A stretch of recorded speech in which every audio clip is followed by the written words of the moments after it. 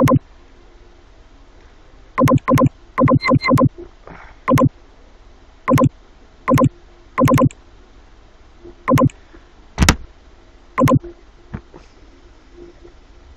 assalamualaikum warahmatullahi wabarakatuh. Selamat pagi, perkenalkan nama saya Dede Adi Saputra, NIM 4221901024. Kali ini kita akan belajar yaitu muatan dan gaya listrik.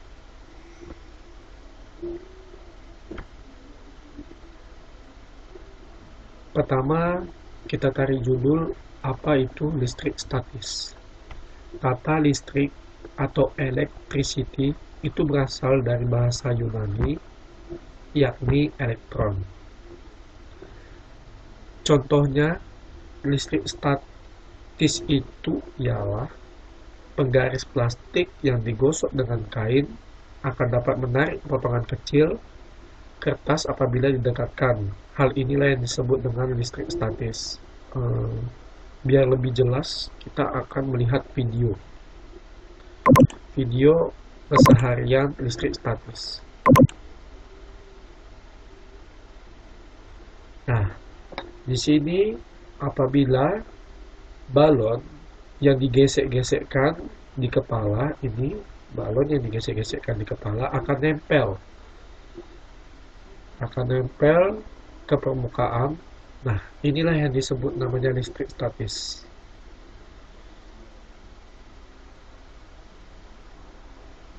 Ada muatan listrik,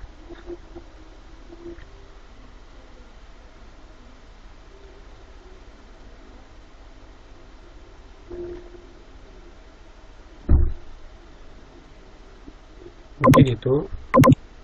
Lanjut, kita akan membahas muatan listrik dalam atom. Dalam atom, muatan listrik positif disebut proton, sedangkan muatan negatif disebut elektron.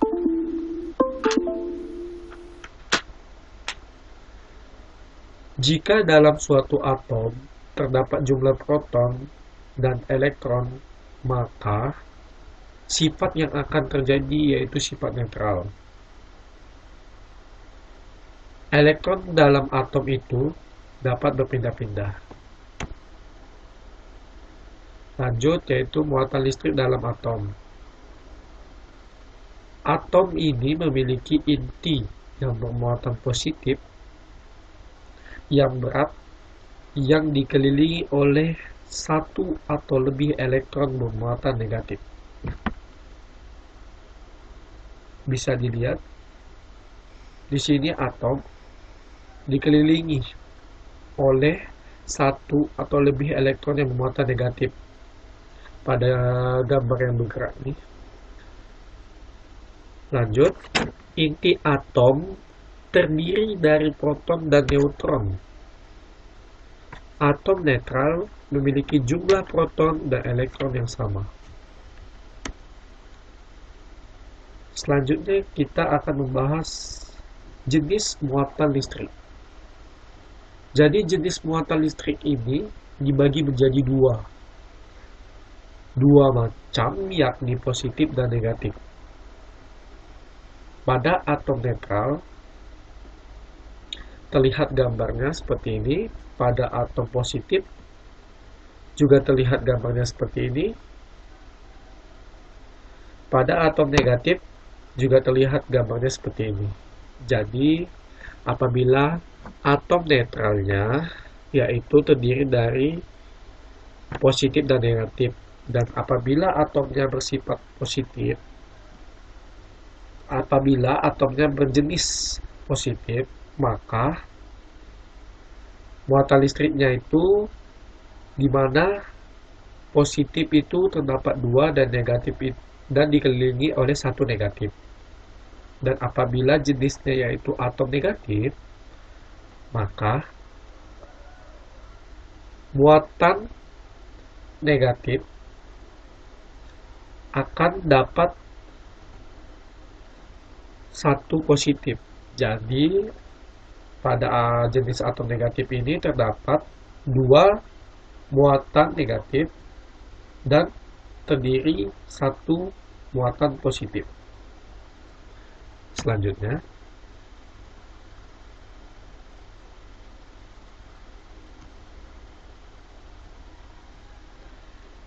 apabila memiliki muatan yang sama, yaitu positif dan positif atau negatif dan negatif, maka akan saling tolak-menolak. Jadi apabila jenis muatan yang tadi bermuatan positif dan positif, jadi ketemu positif dan positif, atau bertemu dengan negatif-negatif, atau singkatnya yaitu bertemu dengan muatan yang sama, maka sifatnya akan saling tolak-menolak. Kita dapat melihat, jadi ketika F1 positif dan F2 positif bertemu, maka dia akan saling tolak-menolak. Selanjutnya, apabila muatan yang tidak sama seperti positif negatif atau negatif positif, maka akan saling tarik-menarik. Jadi singkatnya, apabila muatan F1 ini negatif dan F2 ini positif, maka sifatnya ialah saling tarik-menarik. Yang tadinya dia menjauh, karena bertemu, akan saling tarik-menarik atau bertemu atau mendekat. Selanjutnya, sifat-sifat muatan listrik. Jadi, muatan total dalam sistem yang terisolasi adalah kekal. Benda yang digosok-gosok sehingga timbul muatan, sejatinya bukannya ada elektron yang tiba-tiba muncul, melainkan ada elektron yang berpindah ke benda tersebut. Ini adalah sifat-sifat muatan listrik. Jadi yang pertama itu muatan total dalam sistem yang terisolasi adalah kekal. Selanjutnya, muatan listrik yang terkuantisasi. Jadi, listrik itu bukan merupakan suatu aliran yang kontinu, seperti halnya fluida, melainkan muatan listrik tersebut terdiri dari paket-paket dari elektron yang besarnya adalah kelipatan bilangan bulat dari paket-paket elektron tersebut.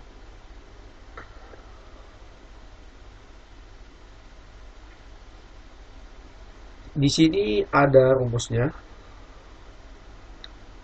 bisa dilihat. Lanjut. Konduktor, semikonduktor, dan isolator. Apa sih konduktor itu? Jadi konduktor itu adalah penghantar zat atau bahan yang bersifat menghantarkan energi, baik energi listrik maupun energi kalor, baik berupa zat padat, cair, atau gas. Jadi konduktor ini adalah zat atau bahan yang bersifat dapat menghantarkan energi, baik energi dia listrik maupun energi kalor, baik dia itu zat-zat padat, cair, atau gas. Konduktor yang baik adalah yang memiliki tahanan jenis kecil. Nah, jadi nilai konduktor yang baik itu ditentukan dengan dia yang memiliki tahanan yang jenis kecil. Jadi emas adalah sangat baik. Kenapa emas? Karena nilai tahanan yang dimiliki emas itu sangat kecil. Makanya emas disebut konduktor yang baik. Tetapi karena sangat mahal harganya, maka secara ekonomi tembaga dan aluminium paling banyak digunakan. Konduktor listrik adalah bahan yang sebagian elektronnya merupakan elektron bebas yang tidak terkait pada atom dan dapat bergerak bebas melalui bahan. Isolator listrik adalah bahan yang seluruh elektronnya itu terikat pada atom dan tidak dapat bergerak bebas melalui bahan. Semikonduktor adalah jenis bahan ketiga di mana sifat-sifat kelistrikannya berada di antara sifat insulator dan konduktor. Silikon dan germanium adalah contoh semikonduktor yang telah serta umum digunakan dalam pembuatan berbagai chip elektronik, komputer, telepon, seluler, dan sistem stereo. Contoh listrik statis. Jadi tadi udah saya kasih videonya ya kan. Contoh listrik statis itu yang lebih jelasnya itu kayak balon digesekkan di kepala, jadi ada muatan listrik yang akan menempel ke plafon tadi. Ini adalah contoh listrik statis lainnya, yaitu proses terjadinya petir, prinsip kerja mesin fotokopi, dan prinsip kerja elektroskop. Ini adalah proses terjadinya petir. Yang pertama yaitu terjadinya most common dengan intracloud lightning. Jadi most common ini memiliki muatan positif. Yang kedua, second most common atau cloud to ground lightning. Jadi proses pertamanya itu muatan positif bertemu dengan negatif, lalu bertemu dengan positif, lalu yang ketiga itu positif cloud to around lightning. Lalu yang keempat, reverse tipe upward ke ground to cloud lightning. Itu adalah proses terjadinya petir. Bisa dilihat sendiri teman-teman.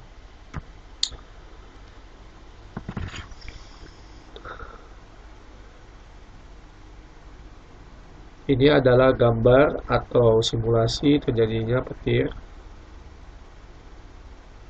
di mana muatan positif ketemu negatif, lalu ketemu positif. Lalu kita akan belajar yaitu hukum Coulomb. Apa sih hukum Coulomb itu? Jadi seorang pakar fisikawan Prancis bernama Charles Coulomb 1736 sampai 1806 menyelidiki gaya listrik pada tahun 1780-an menggunakan mengimbang torsi yang sangat mirip dengan yang digunakan Cavendish dalam mengenai gaya gravitasi.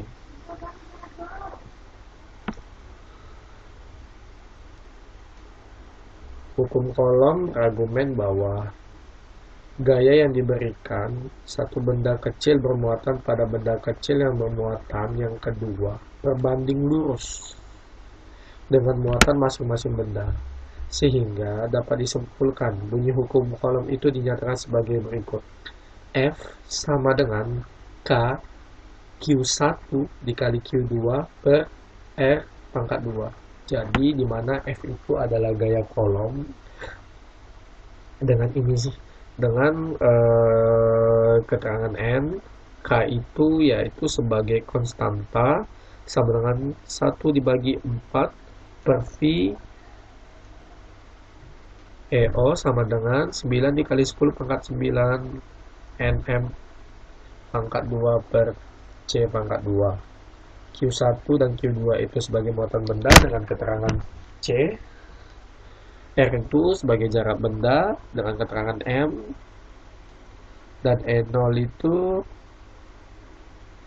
sama dengan 1 per 4 VK sama dengan 8, dengan keterangan berarti EO itu nilainya itu 1 per 4 VK dengan nilai 8,85 dikali 10 pangkat minus 12 C2 dibagi NM pangkat 2.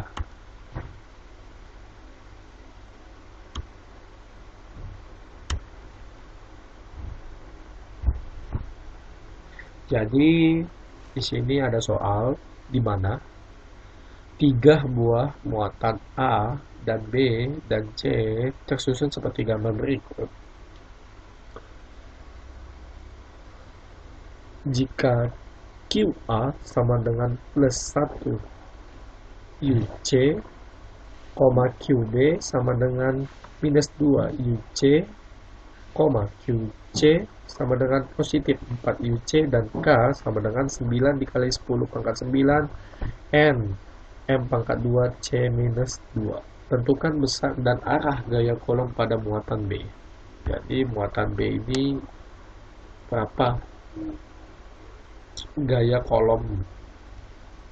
Jadi cara menjawabnya yaitu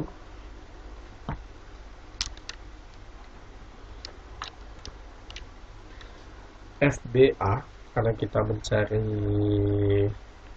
muatan B, maka FB rumusnya yaitu FBA sama dengan K QB QA dibagi R2AB sama dengan 9 dikali 10 per 2 dikali 10 pangkat 6 dikali 10 pangkat 6. Kenapa 10 pangkat 6?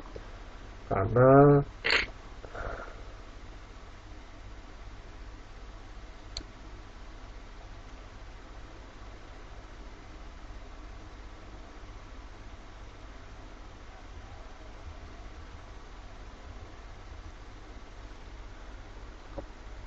dibagi 1 pangkat 2 sama dengan 18 dikali 10 pangkat 3 N.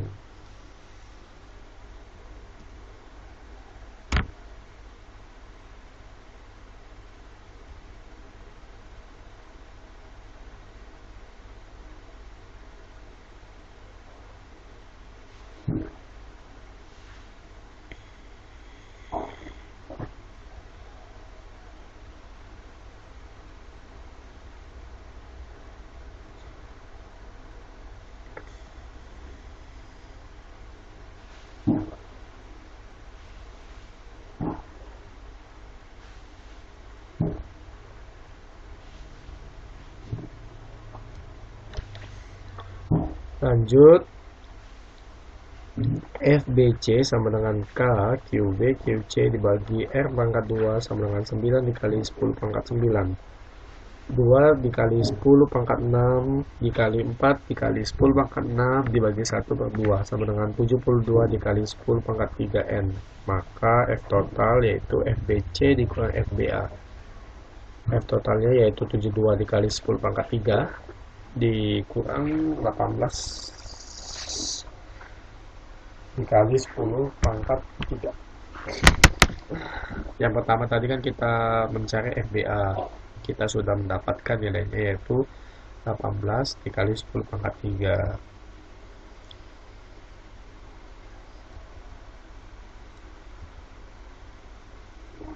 Jadi QB-nya itu kenapa dia 2 dikali 10 pangkat 6? Karena di sini QB-nya itu menilai minus 2 UC. Jadi UC itu ialah 10 pangkat minus 6. Lalu kenapa 10 pangkat minus 6? Karena di sini dia bernilai positif. Jadi dia menambahkan 1 pangkat lagi.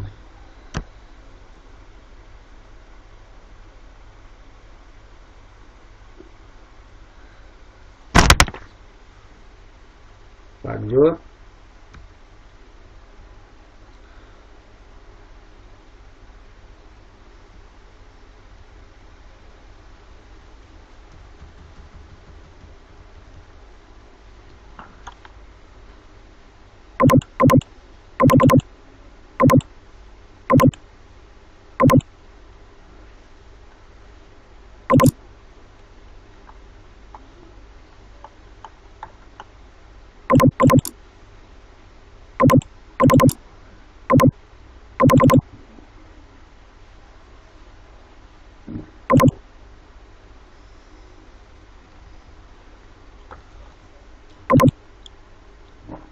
Oke, kita lanjut ke materi yang kedua. Materi yang kedua itu kita akan membahas medan listrik. Jadi, pengertian medan listrik itu ialah medan listrik adalah daerah atau ruang yang di sekitar benda-benda itu bermuatan listrik, di mana benda-benda bermuatan listrik tersebut dalam ruang ini akan merasakan atau mengalami gaya listrik. Medan listrik juga itu disebut sebagai gaya listrik persatuan muatan. Nah, di sini di mana muatan positif itu arahnya itu akan arah keluar, dan sebaliknya apabila muatan negatif arahnya akan masuk ke dalam. Apa sih hal-hal yang berkaitan dengan garis-garis gaya listrik? Nah, di sini kita akan bahas. Jadi, hal-hal yang berkaitan dengan garis-garis gaya listrik itu yang pertama, garis-garis gaya listrik tidak pernah berpotongan. Yang kedua, garis-garis gaya selalu mengarah keluar menjauhi muatan positif dan masuk mendekati muatan negatif. Jadi yang ketiga itu merupakan tempat di mana garis-garis medan listrik rapat menyatakan tempat medan listrik kuat, sedangkan tempat di mana garis gaya renggang menyatakan tempat yang medan listriknya lemah. Kesimpulan dari gambar sebelumnya, muatan positif jadi menyebabkan arah garis-garis medan listrik menuju keluar, yang saya bilang tadi sebelumnya. Dan ketika muatan negatif menyebabkan arah garis-garis medan listrik menuju masuk ke dalam. Apa sih besar medan listrik? Nah, di sini kita akan membahasnya. Pertama kita akan membahas pengertian kuat medan listrik. Kuat medan listrik itu adalah suatu besaran yang menyatakan gaya kolom persatuan muatan di suatu titik. Kuat lemahnya medan listrik dipengaruhi oleh besarnya muatan sumber dan jarak benda tersebut.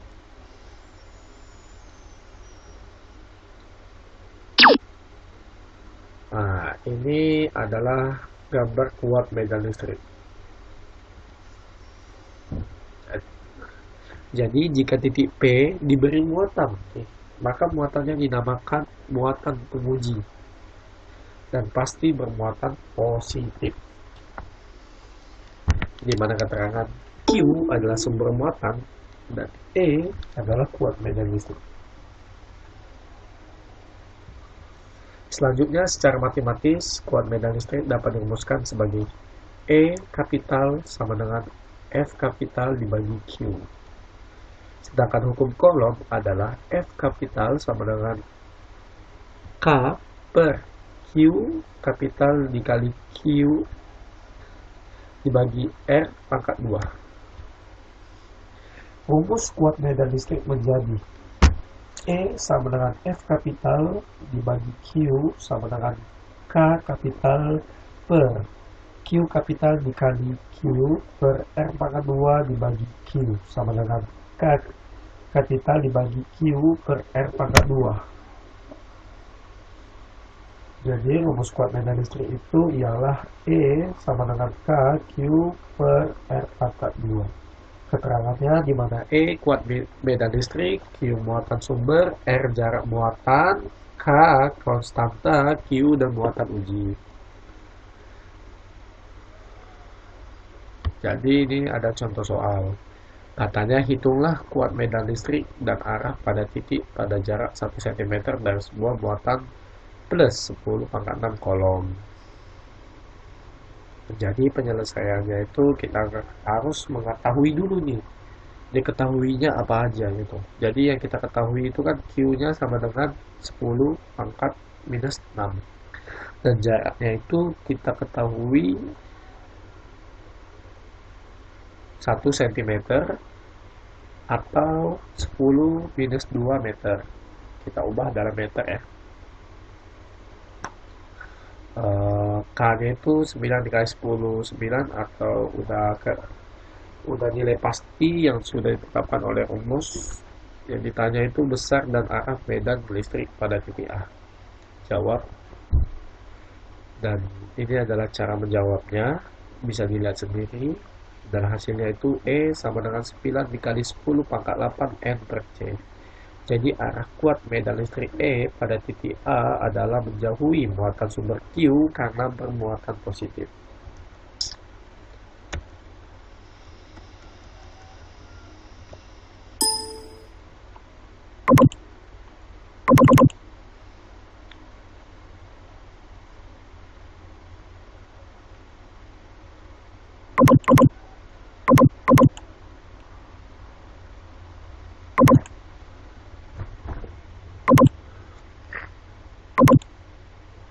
Selanjutnya, terakhir saya akan membahas hukum Gauss Law. Apa sih hukum Gauss itu, ya kan? Kita bertanya-tanya, apa sih hukum Gauss ini?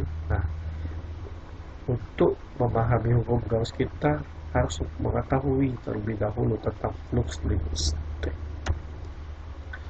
Nah, flux listrik itu didefinisikan sebagai perkalian medan listrik E dengan luasnya yang dilalui A.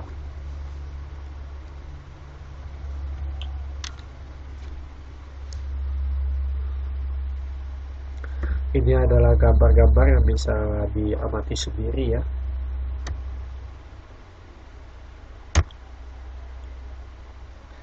Nah, ini adalah rumus listrik yang memiliki sudut.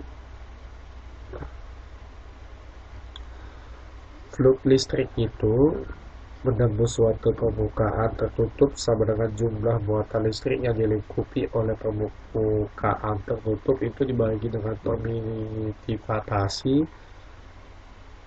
Menurut Gauss ada hubungan antara flux listrik dengan muatan listrik. Bagaimana pernyataan hukum Gauss dalam bentuk kesamaan? Coba dijawab teman-teman. Flux listrik itu adalah positif untuk permukaan S1 dan negatif untuk S2. Untuk permukaan S3 adalah 0. Bisa diamati ya teman-teman gambarnya. Bisa diamati gambarnya. Pada gambar A menunjukkan sebuah permukaan tertutup yang dicelupkan di dalam medan listrik tak uniform.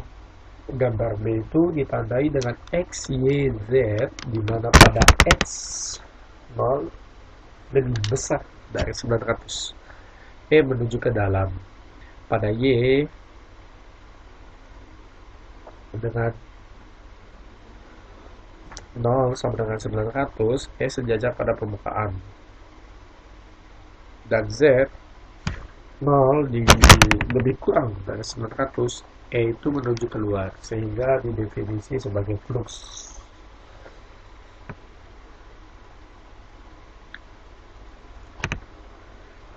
Hukum Gauss itu menyatakan bahwa jumlah flux medan listrik yang menembus suatu permukaan tertutup sebanding dengan jumlah muatan yang ada di dalam permukaan tertutup tersebut.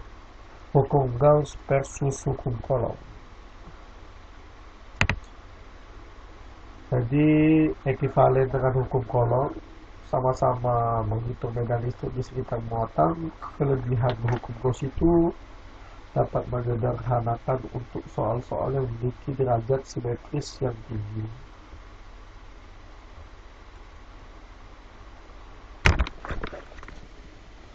Muatan titik. Pilih permukaan bola sebagai permukaan Gaussian. Medan listrik selalu tegak lurus nih permukaannya, dan kuat medan listrik adalah sama di seluruh permukaan. Muatan garis silinder bisa diamati ya teman-teman gambarnya sambil dicatat rumusnya. Pilih silinder sebagai permukaan tertutup Gauss. Medan listrik tegak lurus pada dinding silinder dan sejajar pada masing-masing ujung. Simetri bidang datar. Misalnya terdapat muatan bidang tak hingga non-konduktor dengan rapat muatan A, dipilih permukaan Gauss berupa silinder dengan luas tutup kiri dan kanan sebesar A. Medan listrik dengan kiri kanan bidang yang arahnya keluar, tidak ada flux yang menembus silinder dari hukum Gauss diperoleh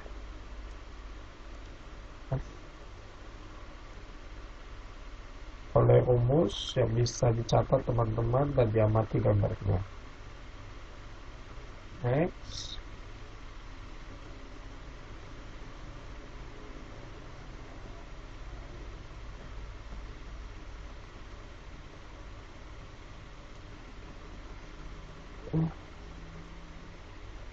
Mungkin itu saja yang dapat saya sampaikan. Apabila masih banyak kekurangan, saya mohon maaf sebesar-besarnya. Dan apabila ada pertanyaan, bisa lanjut di komentar. Mungkin akan saya tutup. Terima kasih. Assalamualaikum warahmatullahi wabarakatuh.